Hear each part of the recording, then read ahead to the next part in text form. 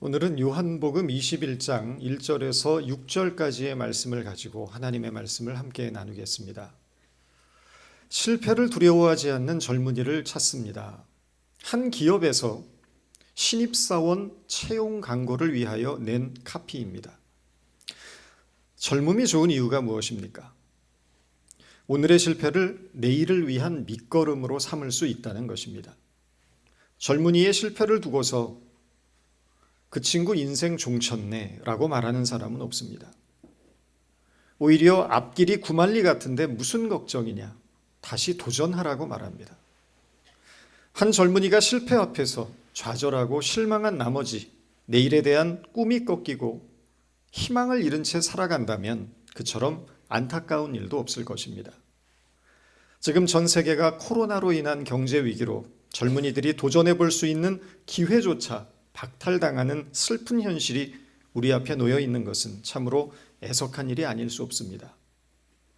젊은이들이 이 어려운 현실에 굴복하지 않고 꿈의 불씨를 지펴나갈 수 있도록 격려하고 기도하고 용기를 주는 것이 어른들의 역할일 것입니다.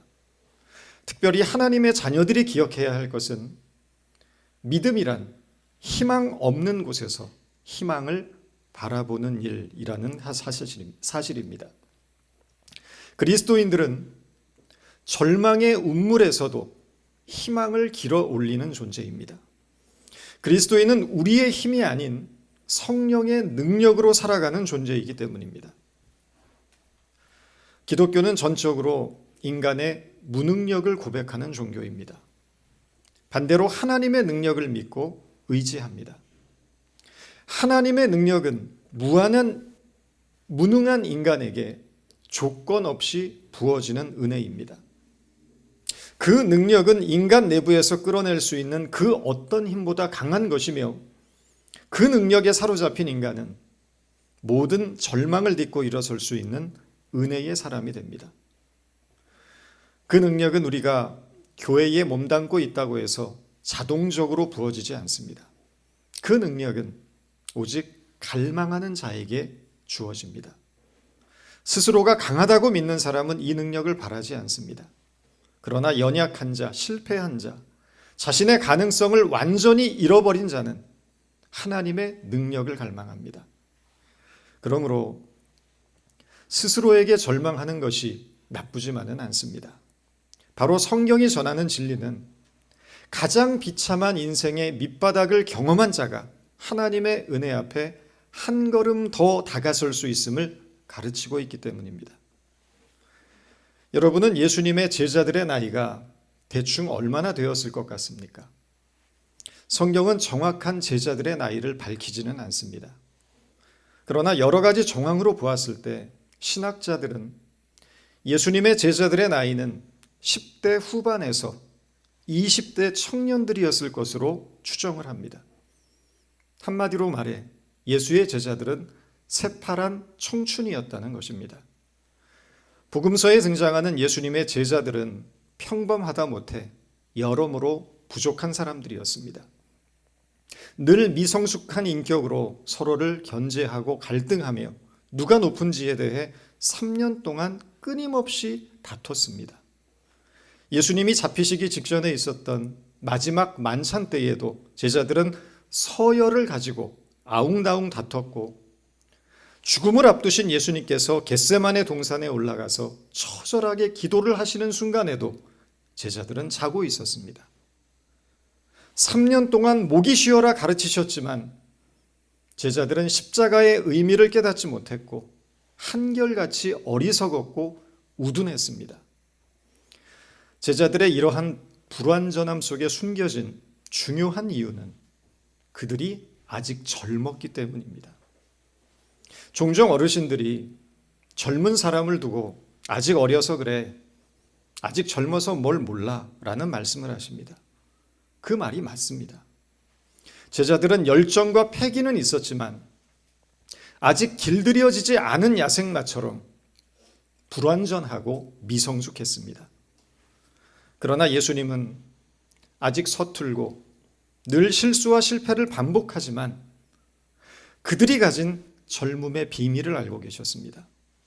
그것은 가능성, 다시 말해 미래에 대한 희망입니다. 제자들 속에 심겨진 복음의 씨앗이 자라나게 될 때 그들은 장차 성숙한 신앙인이 되어서 복음의 증인으로 제 몫을 하게 되리라는 기대를 가지고 계셨다는 것입니다. 그랬기에 끊임없이 실수하고 실패하는 제자들을 품어주시고 기다려주신 것입니다. 오늘 본문은 또 한 번 실패하는 제자들의 이야기를 전하고 있습니다. 본문의 1절입니다. 그 후에 예수께서 디베리아 호수에서 또 제자들에게 자기를 나타내셨으니, 그 후에라는 말은 바로 앞에 일어났던 사건과의 연속적인 시간의 흐름을 뜻하는 말입니다. 정확히 말하면 바로 앞장인 요한복음 20장의 사건입니다. 부활하신 예수님께서 다락방에 숨어 불안에 떨고 있던 제자들에게 자신을 드러내 보이시며 평안을 전하셨던 첫 번째 사건과 그로부터 일주일이 지난 후에 제자들 앞에 다시 나타나셔서 의심하는 도마에게 허리에 창자국과 손에 못자국을 보여주셨던 두 번째 사건입니다. 이 두 가지의 사건 이후에 디베리아 호수, 즉 갈릴리 바다에서 예수님이 또다시 세 번째로 자신을 나타내셨다는 것입니다. 아니, 정확하게 표현하자면 또다시 제자들 앞에 자신을 나타내셔야만 했습니다. 왜 그렇겠습니까?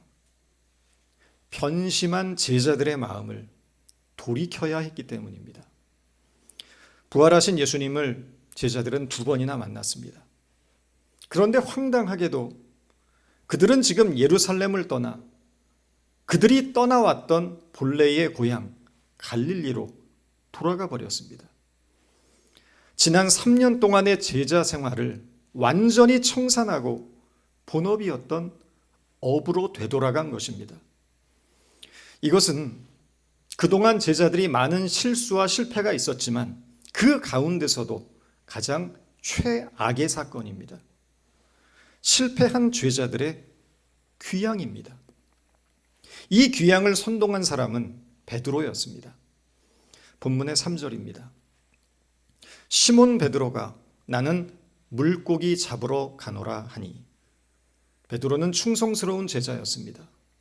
모두가 주님을 떠나더라도 목숨 걸고 끝까지 주님의 곁을 지키겠다고 맹세했던 자입니다. 그러나 베드로는 실패했습니다. 예수님을 3번 부인했고 죽음이 두려워 도망쳤습니다. 그리고 지금 베드로는 물고기나 잡으러 고향으로 돌아가겠다고 말하고 있습니다. 우쭐대며 나서기 좋아하던 베드로가 나락으로 떨어지는 순간입니다. 한심스러운 것은 베드로만 고기 잡으러 돌아간 것이 아니라는 사실입니다. 본문의 2절입니다. 시몬 베드로와 디두모라 하는 도마와 갈릴리 사람 나다나엘과 세베대의 아들들과 또 다른 제자 둘이 함께 있더니, 모두 몇 명입니까? 베드로, 도마, 나다나엘, 야고보와 요한, 또 다른 제자들, 예수님의 12 제자들 가운데서 무려 7명이 베드로를 따라 갈릴리로 돌아갔다는 것입니다. 충격이 아닐 수 없습니다. 불과 3년 전에 배와 그물을 버리고 예수를 따랐던 그들이었지만 이제 그들은 꿈도 소망도 잃어버린 채 패배감과 실망과 절망 속에 빠져서 갈릴리로 돌아간 것입니다. 한때 제자들은 예수에게 운명을 걸었다고 생각했습니다. 그러나 그것은 그들만의 착각이었습니다. 지금 그들은 너무도 초라한 모습으로 작은 나룻배에 몸을 싣고 그물을 던지고 있습니다. 특전사 대원들이 군사훈련을 하면서 가장 힘들게 느끼는 것이 고공낙하라고 합니다. 비행기에서 떨어지는 것입니다. 지상에서 아무리 혹독한 훈련을 해도 막상 비행기를 타면 창공에서 몸을 던지는 일을 망설이게 된다는 것입니다. 낙하산의 가느다란 줄에 자신의 생명을 건다는 것에 대한 두려움 때문입니다. 일단 이 두려움을 물리치고 뛰어내리면 낙하산이 펴지고 안전하게 착지할 수 있다는 것을 반복적인 훈련과 학습을 통해 이론적으로는 알고 있지만 실제로는 어렵다는 것입니다. 이론과 실제의 차이입니다. 제자들도 마찬가지였습니다. 제자들은 불과 며칠 전 부활하신 예수님을 2번이나 만났습니다. 십자가에 죽은 예수가 다시 살아났다는 것을 그들은 틀림없이 자신의 두 눈으로 목격했습니다. 그런데 그 부활한 예수에게 운명을 건다는 것이 잘 되지 않는 것입니다. 예수님께서 부활하신 것은 틀림없는 역사적 사실이지만 부활 사건 자체가 내 속에서 확신이 되고 믿음이 되고 헌신이 되고 전적인 위탁이 되지는 않더라는 것입니다. 제자들이 자신의 운명을 예수님께 맡기게 되는 순간은 부활하신 예수님을 만난 사건이 아닙니다. 그럼 언제였습니까? 오순절 마가의 다락방에서 성령을 받은 이후입니다. 성령 없이 부활만 가지고는 안 된다는 것입니다. 서양 사람들의 욕 중에 성령 받지 말고 목사나 되라 라는 욕이 있다고 합니다. 목사의 입장에서 이 욕이 얼마나 심한 욕인지 절감할 수 있습니다. 성령의 도우심 없이 절대 목회할 수 없습니다. 그러나 어디 목사뿐이겠습니까?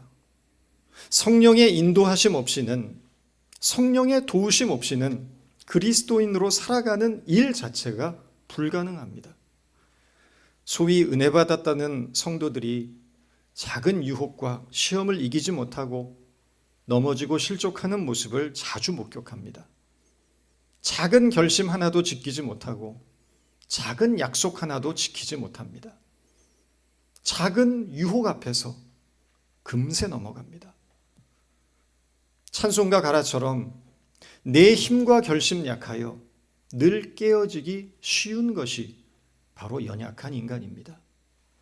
성령의 도우심을 구하고 인도하심을 받아야 합니다. 성령의 능력 없이는 우리는 단 한순간도 살아갈 수 없음을 고백하면서 성령께서 연약한 나를 붙들어 주시도록 기도하고 또 기도하고 또 기도해야 합니다. 베드로와 제자들은 밤새 그물질을 했지만 단 한 마리의 고기도 잡을 수가 없었습니다. 3절 후반부입니다.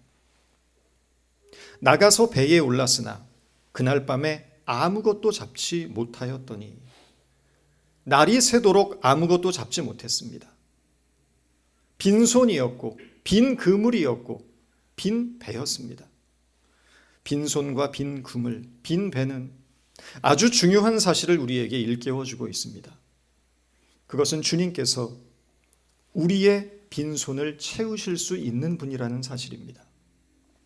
그래서 때로 주님께서는 우리가 비어있게 하신다는 것입니다. 우리가 빈손이 되게 하시고 빈 그물이 되게 하시며 빈 배가 되게 하십니다. 비어있다는 것은 세상적인 기준으로 볼 때는 안타까운 일이고 상실이고 실패이고 슬픔이고 절망입니다. 그러나 빈손에는 하나님의 뜻이 있습니다. 우리는 비어야만 하나님을 바라보는 존재이기 때문입니다. 비어야 하나님을 의지하는 존재입니다. 비어야 하나님을 자각하고 비로소 하나님을 깊이 신뢰하게 된다는 것입니다.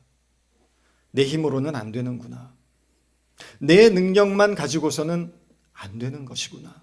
내 한계를 자각하게 되는 것이 바로 빈손이라는 것입니다. 빈 그물이고 빈 배라는 것입니다. 인간이란 존재는 돈 있으면 돈 의지하고, 건강 있으면 건강 의지하고, 능력 있으면 능력을 의지하는 존재입니다. 무엇이든 내가 붙들 것이 있다고 생각하면 인간은 하나님을 찾지 않습니다.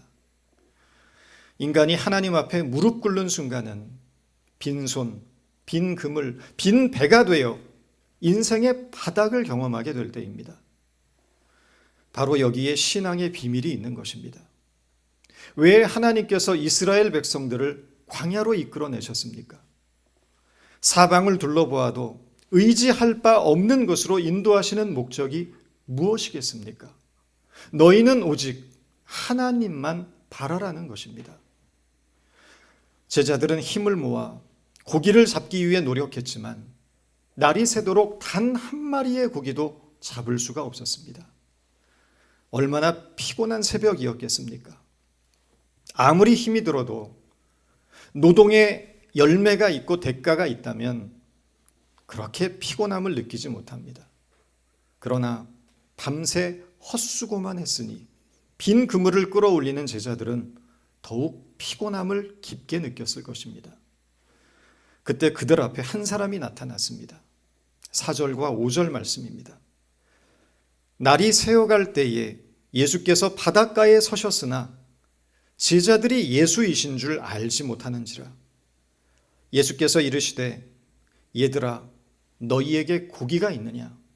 대답하되 없나이다. 얘들아 너희에게 고기가 있느냐? 예수님의 이 말씀은 제자들이 고기를 잡았는지 못 잡았는지 궁금해서 던지신 질문이 아닙니다.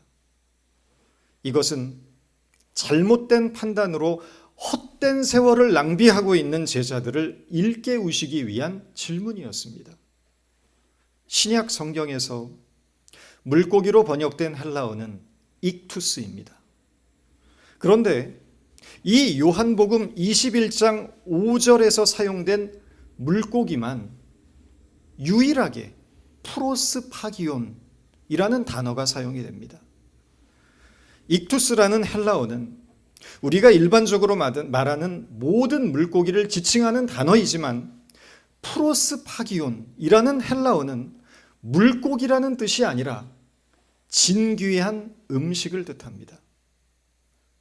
보통 때는 먹을 수 없는 아주 특별하고 귀한 요리를 프로스파기온이라고 한다는 것입니다.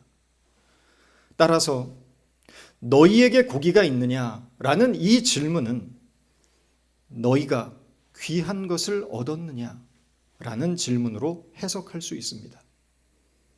이 질문을 던지신 예수님의 의도를 담아서 조금 더 심층적으로 그 의미를 유추해 본다면 이렇게 해석할 수 있을 것입니다. 너희가 이 세상에서 아무리 수고한다고 하여도 나를 떠나서는 결코 귀한 것을 얻을 수가 없다.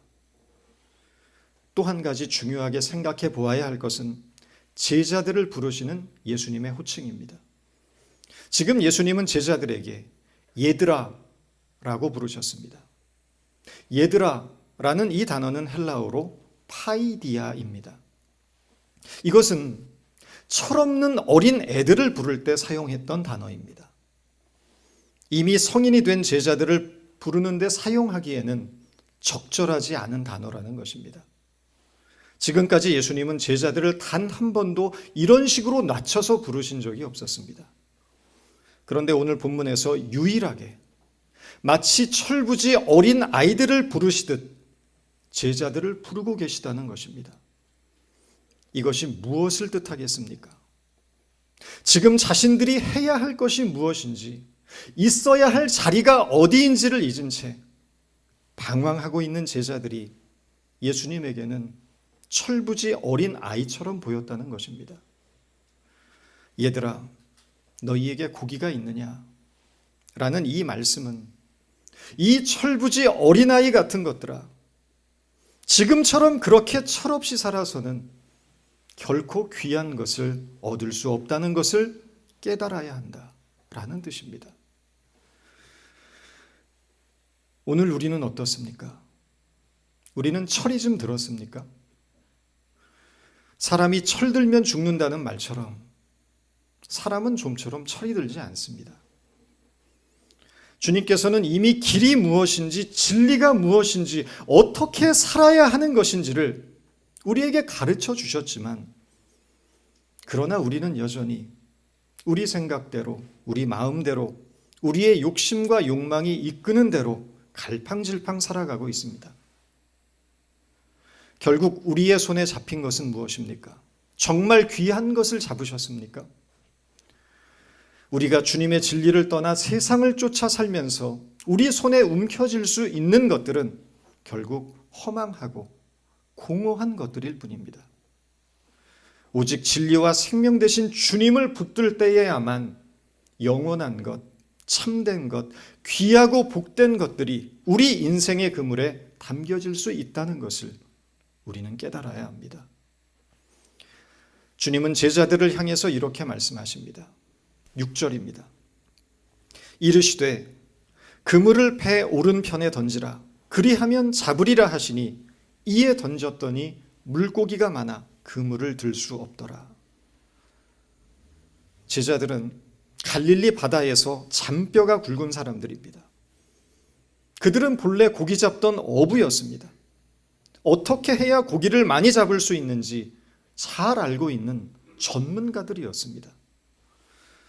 더구나 밤새도록 그들은 수없이 그물을 던졌습니다. 그런데 놀랍게도 단 한 마리의 고기도 잡을 수 없었습니다. 이것이 정상입니까? 이것은 비정상입니다. 못 잡은 것이야말로 기적입니다. 그런데 지금 예수님이 배 오른편에 그물을 던지라고 하십니다. 밤새도록 수없이 그물을 던졌는데 제자들이 배 왼편으로만 그물을 던졌을까요? 오른편, 왼편, 앞쪽, 뒤쪽 온 사방으로 그물을 다 던졌을 것입니다. 그런데 주님께서는 새삼스럽게도 배 오른편으로 그물을 던지라고 하십니다. 예수님은 바닷가 출신이 아닙니다. 갈릴리 나사렛 출신입니다. 갈릴리 나사렛은 산간 지방입니다. 평생 고기를 한 번도 잡아본 적이 없으신 분입니다. 더구나 예수님은 목수 출신입니다. 고기를 잡아본 적이 없는 비전문가입니다. 그런데 그런 예수께서 배 오른편으로 그물을 던지라고 하십니다. 제자들은 예수님의 말대로 배 오른편에 그물을 던졌고 그 결과가 어땠는지 본문은 이렇게 전하고 있습니다. 이에 던졌더니 물고기가 많아 그물을 들 수 없더라. 밤새도록 한 마리의 고기도 잡히지 않던 바다에서 그물이 찢어질 만큼 물고기가 순식간에 많이 잡히는 놀라운 사건이 일어난 것입니다. 어떻게 이런 일이 가능할 수 있었을까요? 정답은 간단합니다. 제자들이 주님의 말씀에 순종하여 그물을 던졌던 바로 그 시각에 예수께서 배 오른편에 물고기가 많이 있게 하셨기 때문입니다. 주님께서 물고기를 있게 하시지 않았다면 아무리 많은 경험과 좋은 장비와 전문성을 가진 어부라도 물고기를 낚을 수 없는 것입니다. 하나님은 있게 하시는 분입니다. 창세기 1장 3절은 이렇게 말합니다. 하나님이 가라사대 빛이 있으라 하심에 빛이 있었고, 빛이 있기 전 이 세상에 대해서 창세기 1장 2절이 이렇게 묘사하고 있습니다. 땅이 혼돈하고 공허하며 흑암이 깊음 위에 있고, 빛이 있기 전 이 세상은 빛을 품을 수 없을 만큼 어둠과 혼돈과 공허로 가득한 곳이었습니다. 무질서한 곳이었고 황폐한 곳이었습니다. 도무지 빛을 상상할 수조차 없는 곳이었습니다. 그럼에도 불구하고 하나님이 빛이 있으라 하심에 모든 어둠과 혼돈과 공허로 가득했던 이 땅이 영광스러운 하나님의 빛으로 가득한 곳이 되었습니다. 하나님은 있게 하시는 하나님이십니다. 모든 것이 무너진 것 같고 실패한 것 같고 소망이 사라진 것 같은 좌절 속에서도 하나님이 있으라 하시면 메마른 광야에서 샘이 터지고 죽은 고목에서도 생명의 꽃이 피어나게 되는 것입니다. 하나님이 있으라 하실 때 모든 죽어가는 것이 되살아나고 쇠락했던 우리의 삶에 하나님의 영광이 가득하게 된다는 것을 믿으시기 바랍니다. 그리고 이 되살아남의 역사는 우리의 작은 순종에서부터 시작된다는 것을 오늘 본문이 우리에게 증거하고 있습니다. 오늘도 주님은 진리와 생명으로 우리에게 말씀하고 계십니다. 이 말씀 앞에 귀를 기울이고 순종하는 믿음으로 살아가셔서 하나님의 영광으로 가득한 생명의 삶을 누리게 되는 저와 여러분 모두가 되기를 바랍니다. 기도하겠습니다. 하나님, 못난 저희들을 변함없는 사랑으로 붙들어 주심을 감사드립니다. 나의 생각을 꺾고 주님의 말씀 앞에 온전히 순종함으로 하나님의 영광으로 가득한 생명의 삶을 살아갈 수 있도록 인도해 주옵소서. 예수님의 이름으로 기도드렸습니다.